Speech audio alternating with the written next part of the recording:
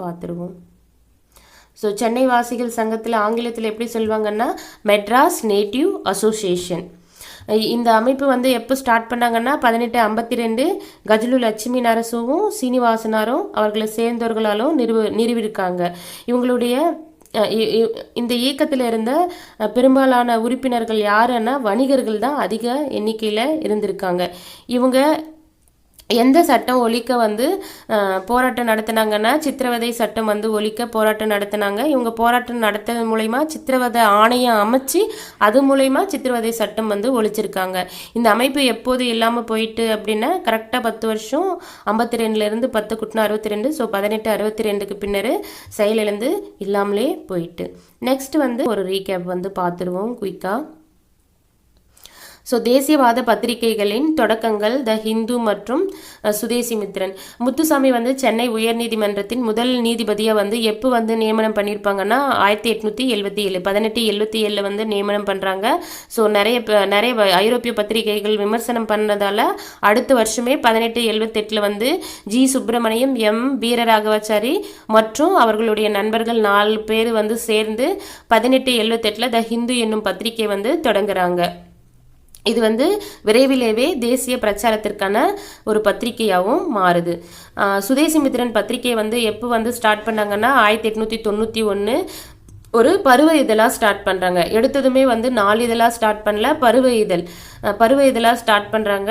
யார் வந்து அதை ஸ்டார்ட் பண்ணுறாங்க தமிழ்லன்னு பார்த்தீங்கன்னா ஜி சுப்பிரமணியம். அது எப்போ வந்து அந்த சுதேசிமித்ரன் பத்திரிகை வந்து 4 இதழாக மாறுதுன்னா 1899. பருவ இதழாக 1891 ஸ்டார்ட் பண்ணுறாங்க. 4 இதழாக வந்து 1899 வந்து மாறுது.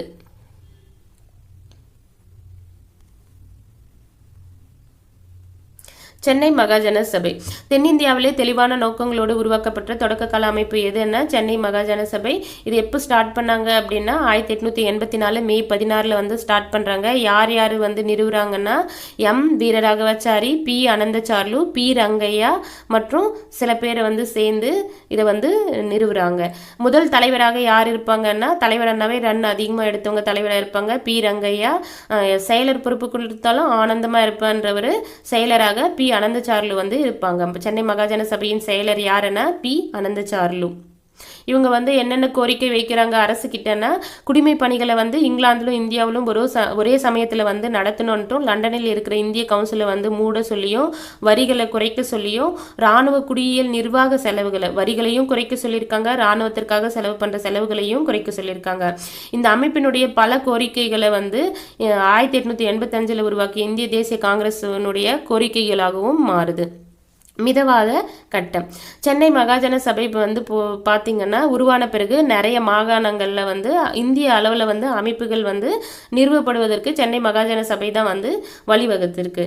ஒரு கூட்டம் வந்து அப்படி வந்து பார்த்தீங்கன்னா 1884 டிசம்பரில் அடையாறில் வந்து பிரம்மஞான சபையால் வந்து கூடுது. பிரம்மஞான சபை வந்து பார்த்தீங்கன்னா அடையாரை வந்து தலைமையிடமாக கொண்டு இயங்கிட்டு இருந்திருக்கும். அந்த சபையால் வந்து 1884 டிசம்பர் கடைசியில் வந்து ஒரு கூட்டம் வந்து கூடுது. அதில் தாத்தாபாய் நவ்ரோஜி, கேடி தெலாங், சுரேந்திரநாத் பானர்ஜி மற்றும் சில முக்கிய தலைவர்களும் தமிழ்நாட்டை சேர்ந்த சென்னையில இருந்து G Subramaniam, P Rangaiah, P Ananthacharlu போன்றோரும் இந்த கூட்டத்தில் வந்து கலந்துக்கிறாங்க. ஸோ தமிழ்நாட்டின் முக்கிய தொடக்க கால மிதவாதிகள் யாரு அப்படின்னு பார்த்தீங்கன்னா எம் சீனிவாச சாஸ்திரி, சிவசாமி, கிருஷ்ணசாமி, வெங்கட்ரமணார், சுப்பிரமணியனார், மாதவராவ், ஜி.ஏ. நடேசன் வந்து தமிழ்நாட்டினுடைய முக்கிய மிதவாத தலைவர்கள் வந்து பார்த்துருவோம். இந்திய தேசிய காங்கிரசினுடைய முதல் கூட்டம் வந்து எங்கே நடக்குதுன்னா பம்பாயில் நடக்குது. ஃபர்ஸ்ட் கூட்டம் வந்து பம்பாய், 2வது வந்து கல்கத்தா, 3வது வந்து சென்னை. அடுத்தடுத்த வருஷங்களே வரும். 85, 86, 87 வரும். ஃபர்ஸ்ட் கூட்டத்துக்கு தலைமை பொறுப்பை ஏற்றவர் வந்து சுரேந்திரநாத் பானர்ஜி, இல்லைன்னா எஸ்.என். பானர்ஜி அப்படின்னு சொல்லுவாங்க. ஸோ முதல் கூட்டத்தில் வந்து எத்தனை பிரதிநிதிகள் கலந்துக்கிட்டாங்கன்னா 72. அதில் சென்னையை சேர்ந்தவங்க 72, 50 போச்சுன்னா 22. ஸோ அப்படி ஞாபகம் வச்சுக்கோங்க. ஸோ சென்னையை சேர்ந்தவங்க 22 பேர். 2வது மாநாடு எங்கே நடக்குதுன்னா இந்திய தேசிய காங்கிரசின் வந்து 2வது மாநாடு கல்கத்தா. நடந்த வருஷம் வந்து 1886. அதில் தலைமை வகித்தவர் யாருன்னா தாத்தாபாய் நவ்ரோஜி வந்து தலைமை பொறுப்பை ஏற்றிருப்பார். 3வது மாநாடு வந்து சென்னையில் வந்து 1000 விளக்கு என்று அழைக்கப்படுகிற மக்கீஸ் தோட்டத்தில் வந்து நடைபெறுது. அதுக்கு தலைமை பொறுப்பு வந்து யார் ஏற்றுக்கிட்டாங்கன்னா பத்ருதீன் தியாப்ஜி. பத்ரு 3 அப்படின்னு ஞாபகம் வச்சுக்கோங்க. பத்ருதீன் தியாப்ஜி. இல்லைன்னா எக் தோ தீ, இந்தியில் வந்து தீ என்ன 3ன்னு சொல்லுவாங்க இல்லையா, ஸோ அப்படியும் நீங்கள் ஞாபகம் வச்சுக்கலாம். 3வது தலைவர் வந்து பத்ருதீன் தியாப்ஜி. சென்னையில் வந்து எப்போ நடக்குதுன்னா 1887. கலந்து கொண்ட பிரதிநிதிகள் மொத்த பேர் எப்படின்னா 607, 67 நடுவில் ஒரு 0 ஞாபகம் வச்சுக்கோங்க. அதில் சென்னை மாகாணத்தை சேர்ந்தவங்க எப்படின்னா அந்த 607ன்னா அந்த 6 நடுவில் வரும். ஸோ 6 வந்து 3ஆல் டிவைட் பண்ணலாம். 3ஆல் டிவைட் பண்ணால் 2 வரும், 362 அப்படின்னு ஞாபகம் வச்சுக்கோங்க. இல்லைன்னா நீங்கள் 600ல் பாதி 300 வரும். ஸோ 6ம் வரும் 2ம் வரும் அப்படின்னும் நீங்கள் ஞாபகம் வச்சுக்கலாம். 607ல் சென்னை மாகாணத்தை சேர்ந்தவங்க எத்தனைன்னா 362. தமிழ்நாட்டில் வந்து சென்னை மாகாணம் வந்து எந்தெந்த பகுதிகளை உள்ளடக்கி இருந்ததுன்னா தமிழ்நாடு சேர்ந்த மற்ற மாவட்டங்களையும் உள்ளடக்கியிருக்கும். கர்நாடகா, ஆந்திரா, கேரளா, அப்புறமா ஆந்திராவுக்கு மேலே இருக்கிற ஒடிசாலையும் ஒரு சில பகுதிகளை வந்து உள்ளடக்கி இருந்திருக்கு. சுதேசி இயக்கம் தோன்ற காரணம் எதுன்னா வங்கப்பிரிவினை எப்போ நடந்திருக்குன்னா 1905 வந்து நடைபெற்றிருக்கு. அந்த எந்தெந்த பகுதிகளில் வந்து முக்கியமான தலைவர்கள் வந்து புகழ்பெற்ற தலைவர்கள் தோன்றினாங்கன்னா வங்காளம், பஞ்சாப், மகாராஷ்டிரா. தமிழ்நாட்டில் எதிர்வினை யார்கிட்ட இருந்து தமிழ்நாட்டு எதிர்வினை வந்து பார்த்தீங்கன்னா அதில் தமிழ்நாட்டில் இருந்த சிறந்த தலைவர்கள் யாருன்னா வ.உ. சிதம்பரனார், பாரதியார், சுரேந்திரநாத் ஆரியா, சர்க்கரையார் வந்து தமிழ்நாட்டினுடைய சிறந்த தலைவர்களாக விளங்கியிருக்காங்க. மக்களை திரட்டுவதில் முதலாக தமிழ் வந்து பயன்படுத்தப்பட்டது எப்போன்னா சுதேசி இயக்கம் ஸ்டார்ட் ஆனப்போ தான். யாருடைய பாடல்கள் வந்து மக்கள்கிட்டேயே வந்து அவங்களுடைய உணர்வுகளை தட்டி எழுப்புதலில் வந்து முன்னுதாரணமாக இருந்திருக்குன்னா பாரதியாருடைய பாடல்கள். எந்த 2 இதழ்களை வந்து முக்கியமான இதழ்கள் அப்படின்னு சொல்கிறாங்கன்னா தேசத்தை பற்றி சுதேசி கருத்துக்களை பரப்புரை செய்த வந்து பல இதழ்கள் தோன்றிருக்க. அதில் வந்து முக்கியமான இதழ்கள் எதுன்னா சுதேசி மித்திரன், இந்தியா.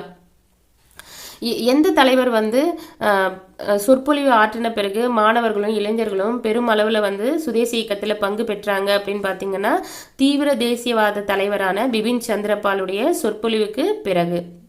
தீவிர தேசியவாத தலைவர் யாருன்னா பிபின் சந்திரபால். சென்னையில் சுற்றுப்பயணம் மேற்கொண்ட போது சொற்பொழிவு ஆற்றிருக்காரு.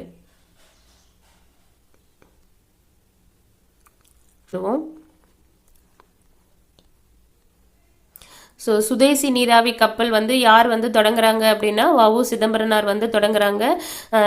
அதை வந்து என்ன நிறுவனமாக வந்து அவர் பதிவு பண்ணியிருப்பாருன்னா சுதேசி நீராவி கப்பல் நிறுவனமாகவே பதிவு பண்ணியிருப்பாங்க. வாங்கிய 2 கப்பல்களின் பெயர் வந்து காளியா, லாவோ. எங்கெங்கே ஓட்டியிருப்பாங்க அப்படின்னா தூத்துக்குடிக்கும் கொழும்புக்கும் இடையே வந்து அந்த கப்பலை வந்து ஓட்டியிருப்பார். திருநெல்வேலி, எழுச்சி. ஸோ 1908 வந்து ஐரோப்புக்கு சொந்தமான கோரல் நூற்பாலையில் வந்து வேலை நிறுத்தம் வந்து நடைபெற்றிருக்கும். அதற்கு தலைமை பொறுப்பு ஏற்றவர் யாருன்னா வ.உ.சி. வ.உ.சியும் சுப்பிரமணிய சிவாவும் வந்து கைது செஞ்சுருப்பாங்க. எதனாலன்னா பிபின் சந்திரபாலுடைய விடுதலையை கொண்டாட ஒரு பொதுக்கூட்டம் கூட்டினதால அவங்கள வந்து கைது செஞ்சுருப்பாங்க. சுப்பிரமணிய பாரதி வந்து ஆங்கிலேயர்களுடைய கைது நடவடிக்கையிலிருந்து தப்பிக்க எங்கே வந்து போயிருப்பாருன்னா பிரெஞ்சுக்காரர்களின் ஆதிக்கத்திலிருந்த பாண்டிச்சேரிக்கு வந்து இடம்பெயர்ந்திருப்பார். இவரை வந்து ஃபாலோ பண்ணி போனவங்க யார் பாண்டிச்சேரிக்குன்னா அரவிந்த் கோஷும் வி.வி. சுப்பிரமணியனாரும் போயிருப்பாங்க. ஸோ புரட்சிகர தேசியவாதிகள் தமிழ்நாட்டில் வந்து அவங்களுக்கு வந்து எங்கெங்கே பயிற்சி வந்து வழங்கப்பட்டிருக்கோன்னா லண்டனில் இருந்த இந்தியா ஹவுஸ்லேயும் பாரிஸ்லேயும் வந்து புரட்சிகர தேசியவாதிகளுக்கு வந்து பயிற்சி வந்து கொடுத்துருப்பாங்க. அப்படி பயிற்சி பெற்ற முக்கியமானவர்கள் யாருன்னா எம்பிடி ஆச்சாரியா, வி.வி. சுப்பிரமணியனார், டி.எஸ்.எஸ். ராஜன் என்றவங்க அதுபோல் பயிற்சி பெற்றிருக்காங்க. புரட்சிவாத செய்தித்தாள்கள் எது என்னன்னா இந்தியா, விஜயா, சூரியோதயா. இது எங்கிருந்து வெளிவந்தனன்னா பாண்டிச்சேரியிலேருந்து வெளியிட்டிருப்பாங்க. ஆஷ் கொலை வந்து எப்போ நடக்கும்னா 1911 ஜூன் 17 வந்து வாஞ்சிநாதன் வந்து மணியாச்சி ரயில் சந்திப்பில் வந்து ஆஷை வந்து சுட்டு கொல்லுவார். இவர் வந்து எந்த இயக்கத்தால் தூண்டப்பட்டிருப்பாருன்னா பாரத மாதா சங்கம் என்ற இயக்கத்தால் வந்து தூண்டப்பட்டிருப்பார். வாஞ்சிநாதன் எந்த இடத்தை சேர்ந்தவர்னா செங்குட்டையை சேர்ந்தவர். பாரத மாதா சங்கம் வந்து எப்போ ஆரம்பிச்சிருப்பாங்கன்னா 1904 வந்து நீலகண்ட பிரம்மச்சாரியால் ஒரு ரகசிய அமைப்பை வந்து உருவாக்கியிருப்பாங்க. ஸோ அன்னி பெசன்ட் அம்மையார் வந்து பிரம்மஞான சபையின் தலைவரும் அயர்லாந்து நாட்டின் பெண்மணி தான் யாருன்னா அன்னி பெசன்ட் அம்மையார். இவங்க வந்து அயர்லாந்து நாட்டில் கொடுத்த தன்னாட்சி போலவே இந்தியாவிலையும் கொடுக்கணும் அப்படின்ட்டு முன்மொழிகிறாங்க. தன்னாட்சி இயக்கத்தை எப்போ ஸ்டார்ட் பண்ணுவாங்கன்னா அன்னி பெசன்ட் அம்மையார் சென்னையில் வந்து 1916 வந்து ஸ்டார்ட் பண்ணுவாங்க. இவங்களுக்கு துணை நின்றவங்க யார் அப்படின்னா ஜிஎஸ் அருண்டேல், பிபி வாடியா மற்றும் சிபி ராமசாமி வந்து இவங்களுக்கு துணை நிற்பாங்க. அன்னி பெசன்ட் அம்மையார் வந்து எந்தெந்த இதழ்களில் வந்து தொடங்கினாங்கன்னா நியூ இந்தியா, காமன்வெல்த் என்ற 2 செய்தித்தாள்களில் தொடங்கியிருப்பாங்க. அவங்க வந்து என்ன சொல்லியிருப்பாங்கன்னா அன்னி பெசன்ட் அதிநவீன வசதிகளுடன் கூடிய ரயிலில் அடிமைகளாக இருப்பதை விட சுதந்திரத்துடன் கூடிய மாட்டு வண்டி தான் சிறந்தது அப்படின்னு சொல்லியிருப்பாங்க. ரொம்ப முக்கியம். பத்திரிகை சட்டம் எப்போ கொண்டு வந்திருப்பாங்க அப்படின்னா 1910. அந்த சட்டத்தின்படி வந்து பெருமளவு பிணைத்தொகையை வந்து ஆங்கிலேயர்கள் வந்து செலுத்த சொல்லியிருப்பாங்க. யாருன்னா அன்னி பெசன்ட் அம்மையார் வந்து செலுத்த சொல்லியிருப்பாங்க. ஏன்னா வந்து இவங்க புரட்சிகரமான நியூஸ் எல்லாம் மக்கள்கிட்ட ஸ்ப்ரெட் பண்ணுவாங்க. அதனால் ஆங்கிலேயர்கள் வந்து இந்த சட்டத்தின் மூலயமா என்ன பண்ணுவாங்க, யாரையும் எதையும் இது பண்ணாமல் பிணைத்தொகையை ஒன்று செலுத்தி அவங்கள கண்ட்ரோலுக்கு கொண்டு வர ட்ரை பண்ணுவாங்க. ஸோ அதுதான் பத்திரிகை சட்டம் அவங்க கொண்டு வந்தது. அப்புறமா அன்னி பெசன்ட் அம்மையார் வந்து 2 புத்தகங்களை எழுதியிருப்பாங்க. ஒன்று வந்து விடுதலை பெற இந்தியா எப்படி துயரிட்டது, இன்னொன்று வந்து இந்தியா ஒரு தேசம் என்ற 2 புத்தகங்களையும் எழுதியிருக்காங்க. அது மட்டும் இல்லாமல் துண்டு பிரசுரத்தையும் எழுதியிருக்காங்க. ஸோ இதோட வந்து பார்ட் 1 வீடியோ வந்து முடியுது. நெக்ஸ்ட் வந்து பார்ட் 2 வந்து பார்ப்போம். பிராமணர் அல்லாத ஒரு இயக்கமும் காங்கிரஸிற்கு சவாலும் மன்றத்திலிருந்து பார்ப்போம். இந்த வீடியோ பிடிச்சிருந்தா லைக் பண்ணுங்கள், ஷேர் பண்ணுங்கள். தேங்க்யூ.